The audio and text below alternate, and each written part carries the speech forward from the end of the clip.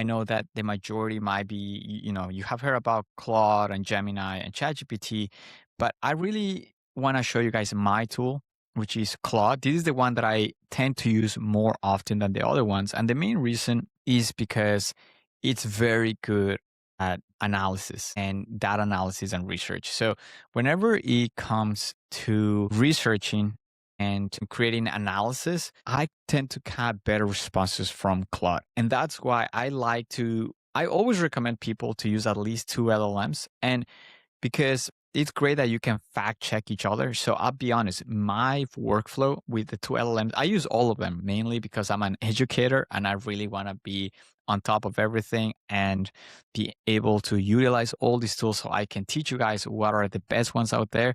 But just know that ultimately it's not about the tool. Many times it's how you leverage the tool. So yes, Claude might be a little better for analysis. ChatGPT might be better for something else, and Gemini might be better for something else. But ultimately, it's how you leverage the tool rather than what tool you use. So don't get caught too much on the tool you're using.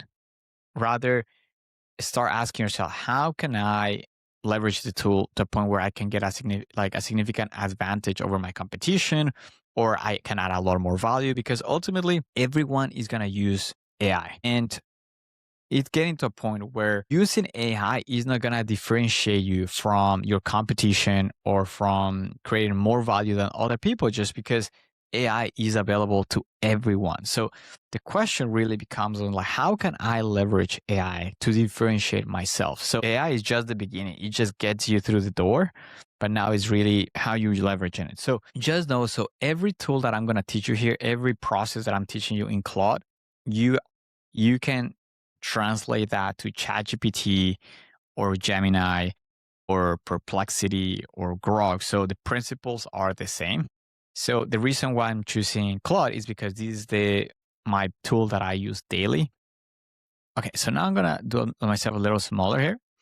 So the first class that we're gonna teach you about is gonna be how to set up Claude, right? And again, principles apply. So when I'm teaching you how to set up Claude, the same principles apply to ChatGPT or Gemini, Grok, you call it, right? So you pick the one of your preference. Again, if you're not sure, if you're still investigating each of them, give yourself a month to just use the free applications.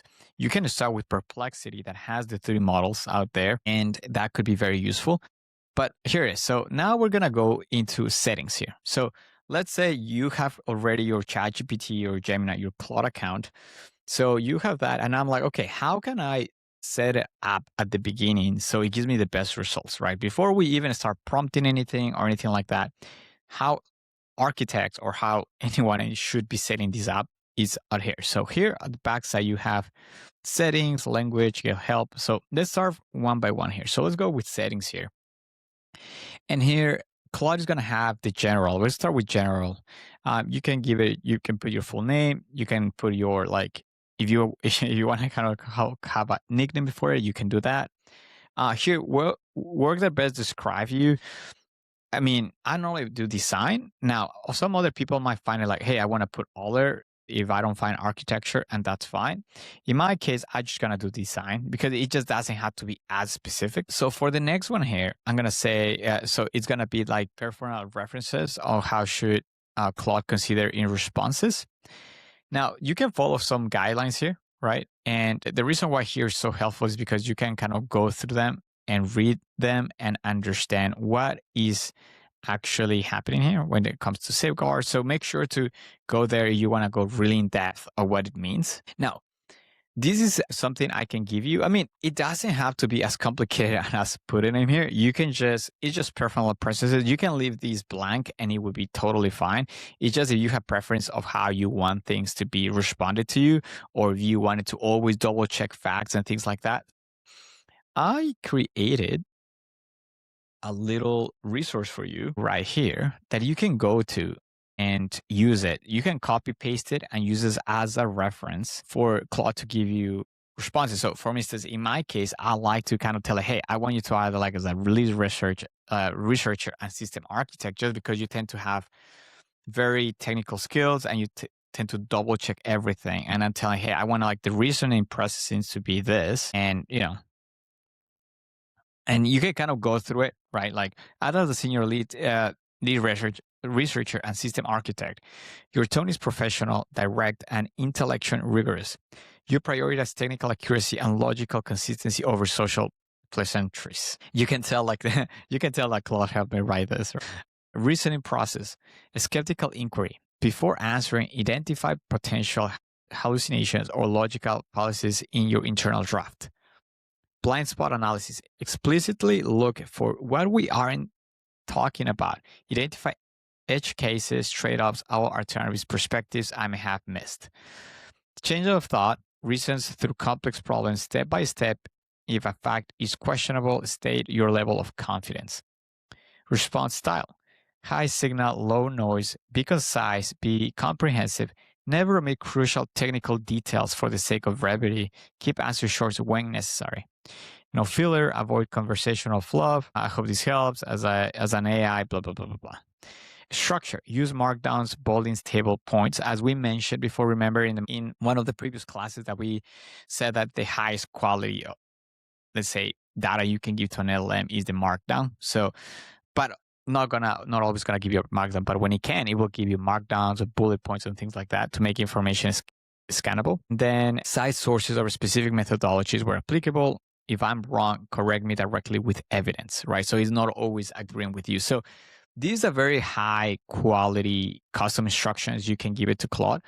And the thing with Claude that you can see, or any other LLM, when you put these instructions here, is once you start creating your own custom projects or agents and things like that, the role and personas you assign to it is going to oversee these one. Just think about it like this is the first layer. But then let's say you are creating a new prompt and you're telling, hey, act as an architect, act as an analyst, as something that's going to supersede the role in here. So just think about it like this, just the base foundation of it. Once you are more specific in your prompt, that prompt is always going to supersede the average here, right? So the description here. So think about it as priorities. This starts like as a base, but if you tell it to act as an analyst in your prompt, then it's going to act as an analyst and it's not going to act as a system architect. This is just kind of like if you're just asking questions, this is going to be the default. Now we're going to go to notifications. So I personally don't like notifications in general, but if you're talking to Claude and you're doing a lot of things at the same time and you don't want to keep checking on Claude to see whether or not it finished the prompt, like answering, you can always activate notifications, right? And it will give you a heads up of whether or not it's done. Also, you can kind of get, if you're using Claude Code, we're probably going to check on that later. But if you're using Claude Code, you can activate this one here too. Appearance. So this is very important just for me personally, because I like the dark. Auto, I believe auto is depending on the time of the day and also depending on mood, time of the day and things like that. But I like to do dark all the time. I just like the dark mode, but here you can kind of set up your own one here. Now let's go to background animations. So here you can enable animations, how you want things to get displayed. I can do this and it's not going to change much the visibility. Also, you can change the font, right? And here's where you can really, I normally just keep it as default. You can change it to sound system, dyslexia friendly. Here you have also voices that you can, whenever you're interacting through your phone or just through microphone, you can change the types of voices here. So yeah, so that's the first step. So it will be to go to the resources or just create your own personal preference of how you want, what will be your default, how you want Claude to respond to you. Now we're going to go to account. Account is pretty much just kind of where have you been accessing this from. You can tell I've been accessing from here, but it will kind of give you that. It will kind of give you these things here. And maybe I should delete that because I shouldn't show you that. Privacy, again, here is very important just because this one here can export your data. So if you have had a chat that you really like and you want to print that out, you can go here and export the data here from the last conversation, depending on where you want it. If you had a conversation, one export or a project, and you kind of want to look through when it was done, you can export all that communication. You're going to have the shared chats Again, that's just if you're sharing chats with people, then you can do that. That's kind of more if you're using the Teams version of this. You're going to have the memory preferences. And then here's where you can manage whether or not you wanted to kind of remember your history chats and things like that, just so it can improve your, so you can improve whenever you is responding to something, it can remember what it was responding to.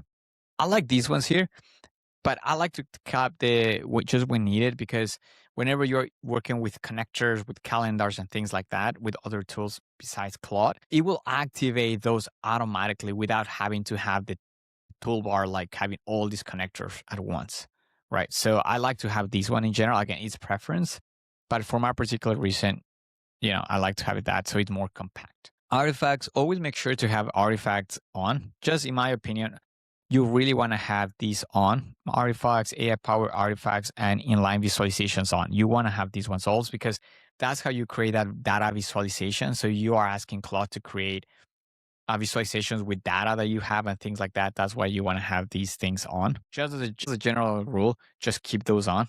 That's what I would recommend. Here's more like going more into Claude Code again, Claude execution and file creation. This is more like you need like a specific. This is mainly if you're working with Claude Code. So I wouldn't, with this, we'll go through this later, but as a general rule, if you're going to use Claude and you're not thinking of using Claude Code, because let's be honest, Claude Code is very great, but it's very technical. And most likely 90% of architecture firms, especially if you're a medium or small size architecture firm, you're not going to use Claude Code, at least for now. So I would just disregard this part, but you can always just activate it just for the sake of it if you want to. But if you're just not, if you're just think about it as Claude Code as a subsection of Claude, is like a tool. So when we talk about Claude Code, it's not like a completely different company or anything like that. It's just a subset of Claude. But in most cases, we're not using Claude Code. We're just going to use Claude for now, and potentially Claude Cowork. So I would disregard this for now. Here, this one here is very important. This is something that Claude just added. That is called skills. And let me go back here a little bit here.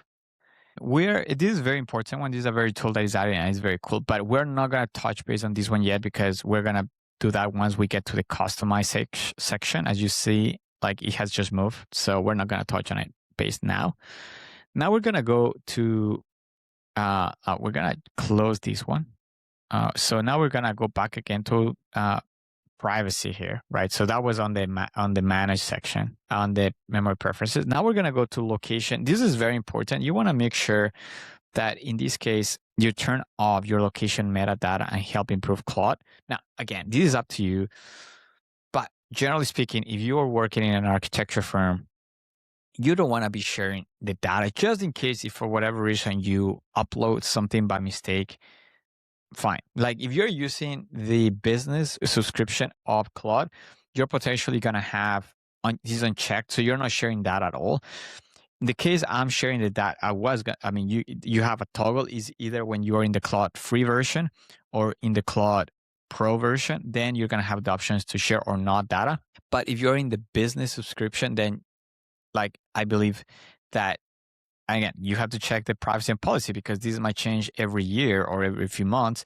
But my understanding is that if you're in the business policy, it automatically will not share your data.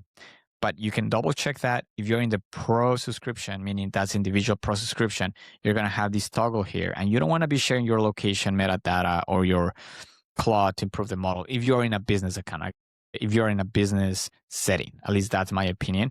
But if you want to train Claude on that, that's fine. You can activate them. That's up to you. Then we're going to have billing. I can just show you this. So actually, I might just show you this. So here's where you will manage your plan. So you go to billing, you can adjust your plan. As you can see, I'm in the Pro plan version. You have your credit card store here or your method of payment. And then here's where you will have the invoices. So for me, my plan is annually.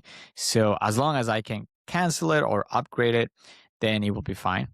And then you can cancel the plan right here, which is making it very easy to cancel the plan. So along with that, let's just go to check out the plans here. So for the individual plan, you have the free version, you have the pro version, which is the one that I'm on, which is $17 a month as of right now. And then you have the max version, which you have. And again, I think for the 99% of the people, you are not going to use this. But if you feel like I would never recommend you to start with $100 a month, first of all. Like for business purposes, I will go to business. If you're a sole proprietor, like meaning you're just working by yourself, like my case, it's okay to pay for the pro because the teams, generally speaking, you have to pay for 2 or more licenses. In the case that you are using it really long and you're normally running out of credits, that's when I would actually recommend to go to the max. But otherwise, 99% of the companies out there, you don't need the max account. With the teams and enterprise, if you're an architecture firm, this is where you want to be, right? You want to make sure that you have, I mean, again, 5 to 550 seats. And yeah, so this will be $20 a month. At the same time, that will be, and here you will have the premium seats, which is the $100 a month too. Right. So again, you can check it out. Again, I don't normally use these ones, but I would say these are the best practices. If you run an architecture firm or you are planning to introduce Claude to a company, these are the ones that you want to go through to get to the teams and get the $20 on the $100, depending on what you want. Some companies just want to use one license for all of it, and that's fine. And you can just use the standard seat, and that's fine if they want to share Claude. As I mentioned, like some people just want to try it first. I would recommend you to not try the free version. I'll try to convince you and your firm to try the paid version just because you're going to get the most out of it as far as the usage. And you can always cancel it. Like you can use this for a month and pay $20, get a really good assessment on how this tool actually works. And then after that, if for whatever reason you then decide to move to ChatGPT or something else, you can always just change it. But I think it's a good investment to try the actual Claude for $20, right? So if I bid monthly, yeah, again. Now we're going to go to the usage. So the current session, so every time you work on a prompt in Claude, it's going to take tokens, and that's pretty much how it's using, and that's telling you the usage of it. So once you kind of have certain amount of tokens being used, then, and again, the tokens, it will depend. It's not like every prompt is 50 tokens. As we mentioned in one of the previous classes, like every word has different token count depending on the length of the word or what word it is. Normally it's divided into certain amount of tokens. So generally speaking, the lengthier your prompt is, the more tokens it's going to consume. Also depends on the model you are using. So if you're using a deep research or thinking mode, it's going to take more tokens than the fast mode. So this is just kind of have you an overview. If you're really using a lot of the deep research mode all the time, it's going to take a lot more tokens than if you're just using the just standard mode, right? Again, that is usage again for a week. And normally I have run out of credits very few times. So this is something that I don't see an issue. And if for whatever reason it's an issue, you can either opt to upgrade your subscription or just pay per go. So the few times that you're actually going past the limit, you can tap this one here in, and it will just like charge you some extra money for every token for a package of tokens you consume, which is fine. We're going to go to capabilities. And here, this one here is very important too. This one here is very important too, because this is pretty much the memory of what Claude knows about you. So here's the thing. If you've been using Claude already and you believe that Claude already has really good information already about you as far as your business or where you work or things like that, then you can just activate this and it will start referencing previous chats as the reference. Otherwise, if you don't want it to remember anything about you, you can always turn it off and that's fine. But in my case, I'm turning it on because the quality of your responses sometimes tends to be better when it actually has context. The more context it has about you, the more tailored answers can give you. Also, if you've been using other LLMs and you want to kind of bring that in, you can use this one here. So you can activate this one. Yeah, so here, this one here is to pause the memory. So you want to keep this one on, right? So this is to generate memory from chat history. So that's what it's going to start giving. So you want to have these two on. If you have another LLM and you want to bring all that information here, it will help you do that. So you can put start import. What you would do is you will copy this prompt that is already used this, and you will fulfill this prompt and put it in another AI provider. And once you get all that response, you can copy paste it here. And that will be let's call it the memory that is importing from another app provider here. So we cover all this. Another tip I have for you, if for whatever reason it's doing that, like if for whatever reason you don't want to do that, you just want to, you just want to put more information about you here. Like you realize like, okay, maybe it's missing this about me. I've created here another tool here. So besides the custom instructions, if you want to use it, right, it's up to you. You can bring this in. So I have some variables here that you can change your name, you can change your role, your profession, and all these things here. And once you change that, you can copy paste that here. So let's say you don't have a ChatGPT or you just don't want to do this and you just want to kind of have a more simple way of introducing yourself to Claude. You can just use these tool that I gave you and just put and then just add to memory. And that will be what Claude is getting as information from you, as introducing yourself. Okay, great. Now here, tool access. Again, I already touched the base about this. We already touched base about the artifacts here, about this. So all this is fine. Here now you're going to have connectors here. This is something that a lot of LLMs are doing, whether it's Gemini or ChatGPT. They're all having these connectors. And the reason they're having these connectors is because they're moving to being more agentic, right? Where LLMs are not just responding questions, but are able to interact with other applications. So they can be like an assistant. So if you want it to kind of create a document, but you already have a conversation with it. I create a report and you can tell it, great, upload it to my Google Drive. It can go, and because it's connected to my Google Drive, it can upload the PDF or the document to the Google Drive without me having to download it, copy paste, upload it to Google Drive. It automatically does that, right? Also, you can update it with Google Calendar. So you can just go and ask Claude, like, hey, what are my meetings today? And then you can tell, hey, reorganize my meetings per this. Great. So here you can configure it. You can come here, view details. So here you can kind of tell it what do you want to allow it to do, what you don't want it to get allowed to do, what needs approval, what doesn't need approval. So that's great. They kind of manage it that way. In that way, the AI does not have just complete access to everything. It needs permission from you. And you can connect different connectors here, whether it's Gmail, Ignite. And in the future, we're going to be utilizing some really important connectors here.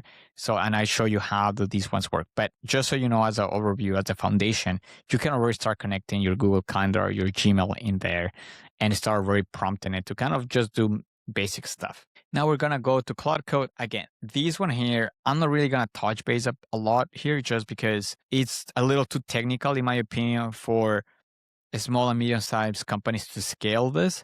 But ideally, if you have somebody that is more technical and you want to start automating things, Claude Code is a good reference point. Other than that, I think you can do 90% of the things you need with Claude, Claude Cowork, and Claude Artifacts, other than Claude Code. But I'm probably going to utilize these as a masterclass in the future of a Claude Code. But as of right now, this is not part of the course in this foundation and Claude module. But in the future, I'll probably create a masterclass on just Claude Code. But just know like this one here is just, we're not going to touch base on this right now. This one here, there's a Vera here where you can have like a Chrome settings here. And I think that's it, guys. Like we just went through that. Well, of course, then the other basics, right? So you'll have language. So we went through the whole settings now. So now you can go to language. You can go language here. Now you can get help, right? So in the case you actually have questions, it's kind of funny because it's kind of like a chatbot in a way. So you can message it, try to respond. Most likely it will guide you to a part of it will take you to one of their already pre-done answers, right? Unless you really have other questions, but most likely it would just take you to one of the FAQ ready documents they have. What else? Upgrade plan. We already checked the plans, so we're good on there. Get apps and extensions. So this is pretty useful because you can go here and really understand like there is a lot of extensions that you can use here.